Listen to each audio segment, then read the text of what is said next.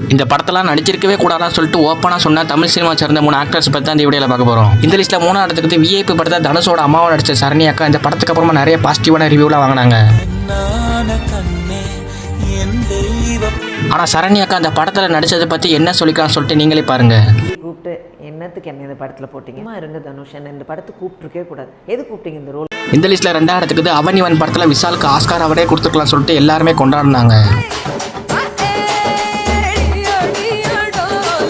அந்த படத்தில் அவ்வளோ ரிஸ்க் எடுத்து நடிச்சனால உடம்புல ஏகப்பட்ட பிரச்சனை வந்திருக்கு. அதனால ஏன்டா அந்த படத்தில் நடிச்சேன்னு சொல்லிட்டு அவரே ஒரு இடத்துல சொல்லியிருப்பாரு. அவனிவன்ல 16 நாள் பெண்மணியா நான் நடிச்சேன். 12 இந்த லிஸ்ட்ல நம்பர் 1ல இருக்குது திரிசாலான நயன்தாரா படத்தில் ஸ்கிரிப்ட்ல இல்லாத டைலாக ஷூட்டிங் அப்போ சொல்ல சொல்லியிருந்தாங்க. அப்படி சொன்ன எல்லா டைலாக்குமே டபுள் மீனிங்ல இருக்கிற டைலாக் தான்.